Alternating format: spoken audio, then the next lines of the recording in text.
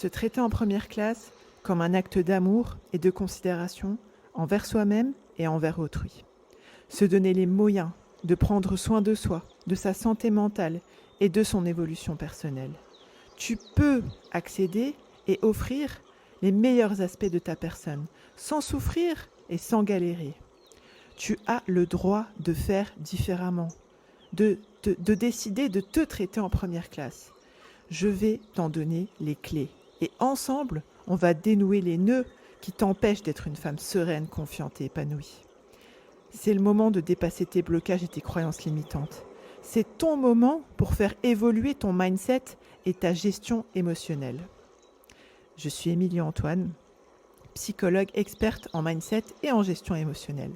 Je suis également la fondatrice de mapsyenlignechaismoi.fr et l'initiatrice du concept du challenge et de ce podcast, Se traiter en première classe.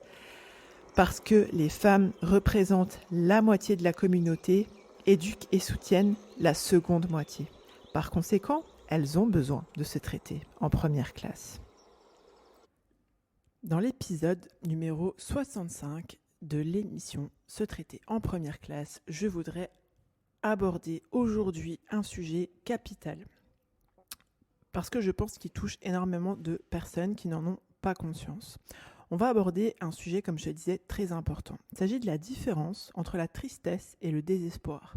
Surtout, on va voir en fait qu'est-ce que ça donne concrètement quand on est dans la tristesse ou dans le désespoir, parce que je remarque que la plupart du temps, on n'en a pas conscience, vous n'en avez pas conscience, et surtout, comment on fait pour naviguer ces émotions-là avec de l'autocompassion sans tomber dans le piège qui est le fait de s'apitoyer sur son sort. C'est très répandu et très fréquent, et je pense que ça bloque vraiment non seulement les femmes entre elles et elles-mêmes, mais aussi la société, si je peux dire ça comme ça. L'idée, autrement dit, c'est de continuer de développer sur comment on peut rester une femme inspirée et inspirante tout en restant humaine, mais sans tomber dans ce piège de s'apitoyer sur son sort. Ce que je voudrais commencer par faire, c'est de différencier, d'apporter plusieurs éléments pour différencier soit d'un côté la tristesse et de l'autre le désespoir, parce que je remarque que souvent c'est flou. Je rappelle que la tristesse, c'est une émotion qui est naturelle, d'accord ? C'est une réponse, si je puis dire, à une perte, une déception, un changement. C'est momentané, d'accord ? De l'autre côté, le désespoir, c'est plus profond. C'est vraiment un sentiment persistant d'impuissance, de perte d'espoir, de perspective d'avenir, etc. Et souvent, effectivement, ça peut résulter d'une accumulation de tristesse qui n'a pas été digérée, qui n'a pas été traitée. Ou alors, une accumulation de situations traumatisantes. La tristesse, c'est l'écho de nos expériences. C'est, comme je te disais, en fait, cette tristesse, elle nous rappelle notre capacité à aimer, à se soucier, à ressentir. Elle s'exprime souvent par un poids sur le cœur, une lourdeur sur les épaules, un souffle qui a ralenti. Alors que le désespoir, comme je te disais, la tristesse, elle est vraiment amplifiée, d'accord ? À contrario, si je peux dire, c'est vraiment cette perspective où l'espoir semble s'évanouir. Le désespoir, c'est quoi ? C'est la difficulté de voir une lueur dans le chemin du mal, si je peux dire ça comme ça. C'est une lourdeur qui prend sur tout ton être, en fait, toute ta personne, un sentiment d'immobilité. C'est comme si tu avais quelqu'un qui vient te dire peut-être qu'il est temps de chercher une nouvelle perspective, de trouver un nouveau sens, d'oser espérer à nouveau. Ça, c'est la voie de la bienveillance, si je peux dire ça comme ça. Si je te donne quelques exemples concrets de comment s'articule la tristesse et le désespoir, la tristesse, c'est t'as une petite larme qui coule quand ta série préférée, elle se termine. Ça passe et voire même ça fait du bien, d'accord ? Tandis que quand tu es dans le désespoir, c'est quand tu te rends compte que ta série préférée ne sera jamais renouvelée. Et là, c'est quand tu es en mode c'est lourd. Et même là, tu vois, c'est pas juste de la tristesse en fait. Tu es en mode ok, ce sera jamais là. C'est vraiment cette fatalité qui s'inscrit. Si je te donne un autre exemple, la tristesse, c'est quand tu as un petit pincement au cœur quand tu finis un bon bouquin, mais tu sais que ça va passer. Sur le moment, tu es un petit peu tristounette, mais voilà, ça passe. Alors que le désespoir, c'est vraiment ce sentiment, cette impression que jamais, au grand jamais, tu retrouveras un bouquin qui était aussi bien. d'accord? Et souvent, la tristesse, ça te donne envie de te pelotonner, c'est comme ça qu'on dit, hein, pelotonner sous ta couette avec une tasse de chocolat chaud. C'est une espèce, tu vois, tu te sens un peu inerte, en mode baleine échouée dans ton lit, et tu as une espèce de poids sur la poitrine, souvent une boule dans la gorge. Alors que le désespoir, c'est comme un éléphant plutôt que tu as sur les épaules. Tu as l'impression que ton énergie, elle s'est évaporée, que ton corps est lourd et que tu marches dans la boue. Et souvent, comme je te disais, si je te donne un petit peu plus d'exemples, parce que là, je t'ai expliqué un peu qu'est-ce qui déclenche, entre guillemets, c'est quoi la cogite qui est celle de la tristesse et celle du désespoir. Au niveau de ce que tu ressens dans ton corps, c'est plutôt, quand tu es triste, comme je te disais, pour reprendre les éléments que je te disais plus haut, c'est une sensation plutôt d'oppression et de lourdeur dans la poitrine, d'accord ? Tu as un ralentissement général, tu bouges moins, tu parles moins, tu es un peu comme une tortue au mode ralenti, tu as envie de pleurer et tu as des sanglots qui peuvent sortir, d'accord ? Tandis que le désespoir, c'est la version dramatique, si je peux dire ça comme ça. Il y a un épuisement total, comme si tu avais couru un marathon alors que tu t'es pas préparé avant. Tu as une douleur vraiment diffuse dans le corps, tu as l'impression d'être en mode off. Il y a une sensation de vide, d'engourdissement, l'impression de toucher le fond. Et souvent, il y a dans l'articulation, il y a une émotion mystère, si je peux dire ça comme ça, qui s'articule, qui s'incruste entre la phase de tristesse et la phase de désespoir. Et cet invité mystère, si je peux dire ça comme ça, c'est ni plus ni moins que l'anxiété. D'accord ? L'anxiété, c'est un peu, si je fais une métaphore, tu rajoutes du sel sur la plaie, quoi, et ça te pousse dans le désespoir. L'anxiété, donc c'est un système de pensée, je peux dire ça comme ça, qui te fait croire que non seulement c'est nul maintenant, mais en plus ça le sera toujours, d'accord ? Évidemment, c'est faux, d'accord ? L'anxiété, c'est, autrement dit, une peur anticipée de ce qui pourrait arriver, et c'est une perception en fait du futur où tu as l'impression que, alors certes, le futur est incertain, mais là tu as l'impression qu'il va être menaçant. Et corporellement, ça se manifeste par des palpitations, une tension courante et une inquiétude qui est incessante. C'est une sensation, et si je reprends la métaphore du bouquin, c'est si tu ne trouves pas un autre bouquin, eh bien tu seras en mode jamais heureuse en fait. Donc ça amplifie tout, ça transforme une flaque en océan, et c'est le truc qui te fait voir, entre guillemets, des monstres sous ton lit, d'accord ? Ça se traduit un peu comme un courant électrique qui traverse tout notre être et qui, bien sûr, qui nous rapporte les et si, et si, et si. Et je suppose que tu n'es pas sans savoir, sans connaître cette expression française qui dit les si proviennent du diable, quelque chose comme ça. Donc en général, ça fait battre notre cœur plus vite, ça crispe le bide, ça rend les pensées sont agitées, et ça te fait sentir sur le qui-vive en fait. Tu es prête à sauter à la moindre alerte, avec des palpitations, les mains moites, la boule au ventre, ça fait vraiment vivre la totale. Si je te le dis autrement, si tu veux en fait pouvoir t'introspecter, si je peux dire ça comme ça, pour distinguer dans quel niveau émotionnel tu es, je te proposerai les questions suivantes. Tu peux te demander, est-ce que je pleure juste parce que mon gâteau, il est tombé par terre, ou parce que tu penses que tous les cookies sont moisis ? Donc là, ça va t'aider à discerner si t'es dans la tristesse ou si t'es dans le désespoir. Et parce que, comme je te disais, la tristesse, c'est plus en mode « Ah mince, alors j'aimais bien ce cookie, ce gâteau », alors que le désespoir, c'est tous les cookies du monde, tous les gâteaux du monde sont contre moi. D'accord ? Tu peux aussi te poser la question, est-ce que tu ressens que tu es dans une réaction à un événement qui est récent, ou est-ce que c'est un sentiment qui perdure depuis longtemps ? Si c'est en mode récent, c'est plutôt de la tristesse. Si c'est quelque chose qui dure depuis longtemps, on va parler plutôt de désespoir. La tristesse, c'est en mode c'est douloureux. Le désespoir, c'est en mode ça changera jamais. Et ici, quand on en est à là, si je peux dire ça comme ça, il y a un piège dans lequel on est tenté de tomber assez facilement et qui est vraiment très important d'éviter. C'est le piège de l'apitoiement, le fait de s'apitoyer sur son sort. Alors qu'est-ce que ça donne quand on s'apitoie sur son sort ? Et souvent on ne s'en rend pas compte, et c'est là qu'est le drame en fait. C'est pour ça que je voudrais, entre guillemets, apporter ma contribution pour allumer la lumière par rapport à là, pour que vous puissiez justement vous traiter en première classe, même quand vous rencontrez de la tristesse ou du désespoir.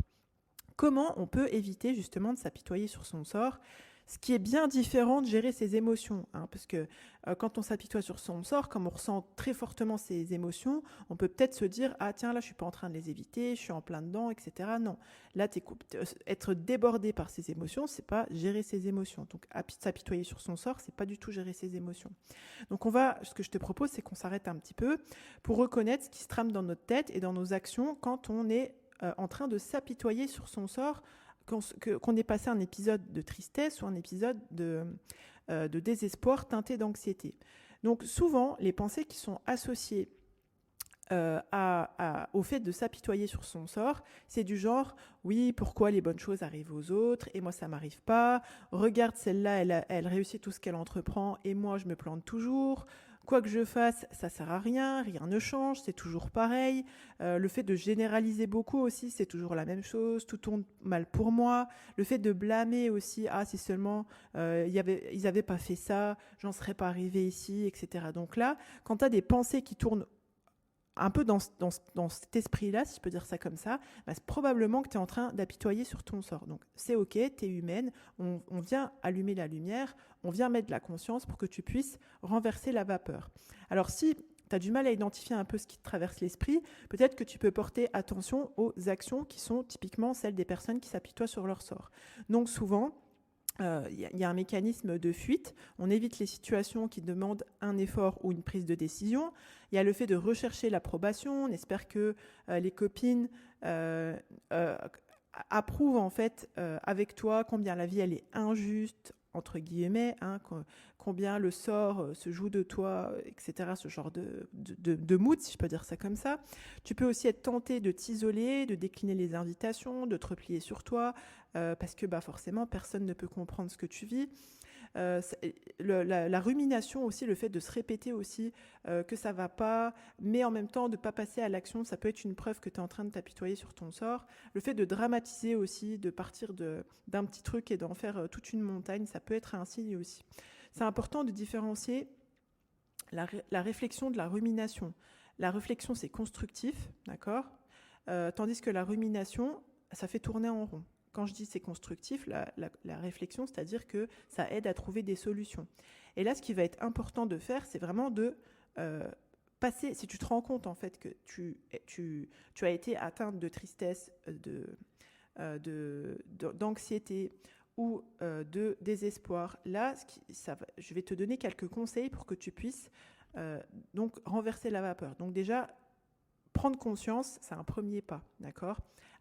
En essayant d'avoir beaucoup de bienveillance vis-à-vis de toi, d'être dans la perspective plutôt de se dire « Ok, maintenant je vais me traiter en première classe ». Et concomitamment à ça, ce que je te conseille, c'est vraiment de passer à l'action, même par des petits pas. Le simple fait de commencer à bouger, de faire un petit changement, ça peut briser le cycle de l'apitoiement, d'accord ? N'hésite pas à venir chercher du soutien, parler à des amis de confiance, à consulter une psychologue, une professionnelle, et de venir en fait t'analyser en mode ok, c'est quoi les pensées les typiques, les comportements, les actions que je suis en train de mettre en place qui montrent que je m'apitoie sur mon sort, d'accord ? Donc ça déjà, quand tu fais ça, tu es en train de briser la chaîne, si je peux dire ça comme ça. Parce que oui, c'est humain de se sentir à un moment donné englué dans des pensées négatives. Mais rappelle-toi que s'apitoyer constamment sur son sort, c'est vraiment comme refuser, si je peux dire ça comme ça, de prendre le volant de sa propre vie, si je puis dire. Tu peux choisir d'être une femme responsable. C'est toi la conductrice d'ailleurs. Et chaque fois que tu choisis de te concentrer sur la solution plutôt que sur le problème, eh bien là, tu es en train de devenir une femme plus confiante, plus sereine, plus épanouie.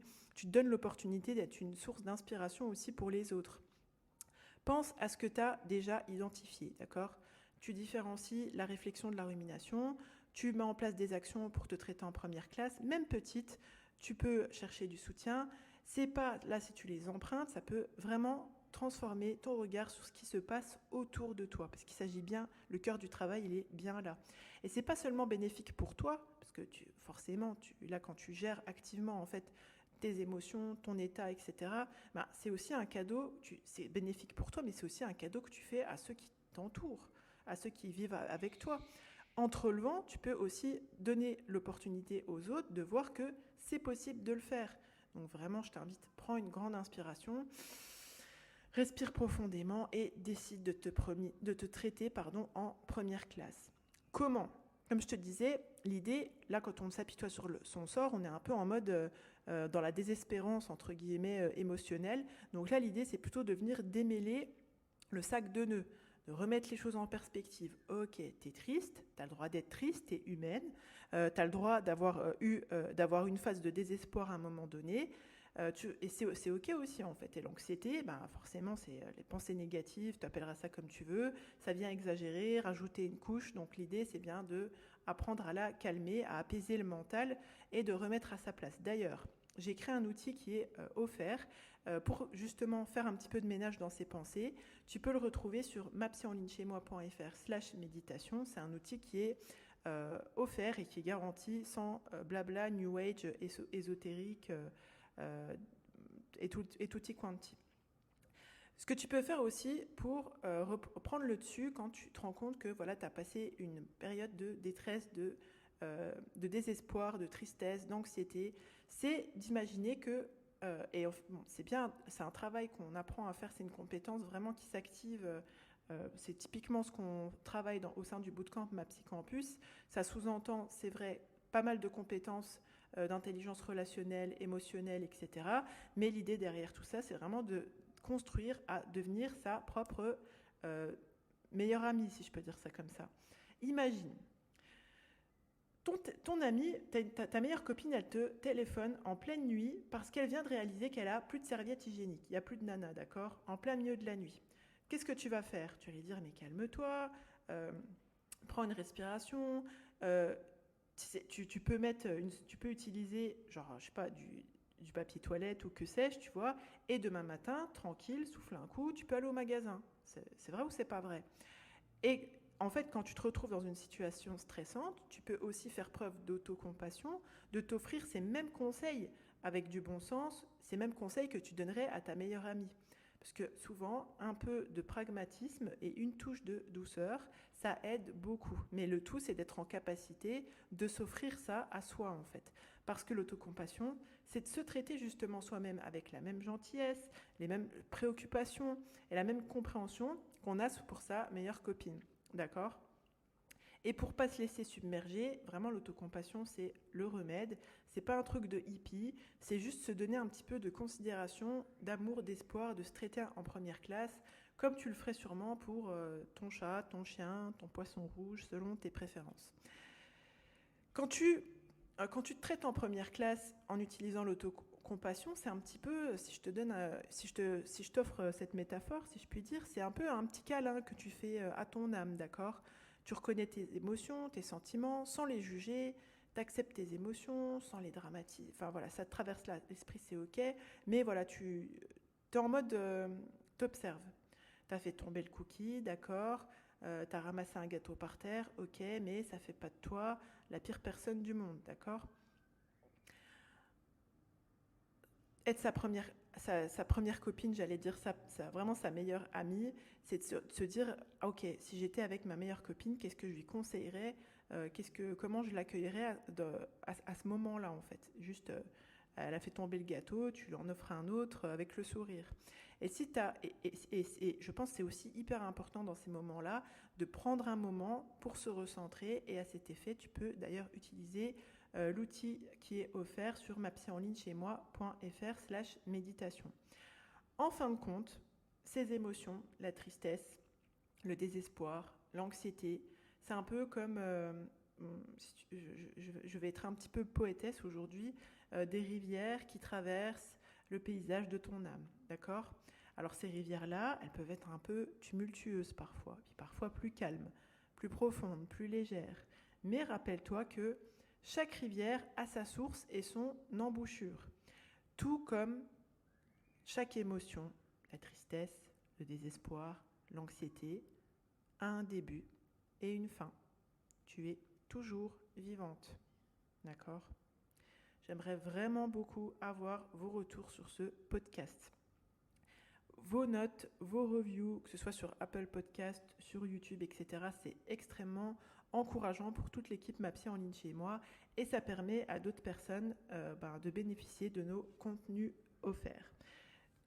Je vous remercie beaucoup pour vos notes. Prenez un petit moment si vous ne l'avez pas fait, un petit commentaire, ça fait toujours plaisir. Merci de votre écoute et de votre attention. Au plaisir de revenir dans vos oreilles.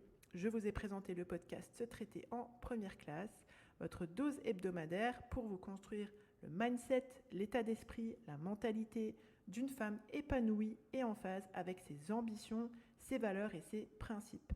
Chaque semaine, je vais te donner des explications impactantes et des conseils concrets pour que vous puissiez vivre en fonction de vos aspirations et non en fonction de vos peurs, de vos croyances limitantes et de vos blocages. C'était Émilie Antoine, je suis psychologue experte en mindset et en gestion émotionnelle, fondatrice de mapsienligne chez moi.fr et je vous dis à bientôt. Bye bye.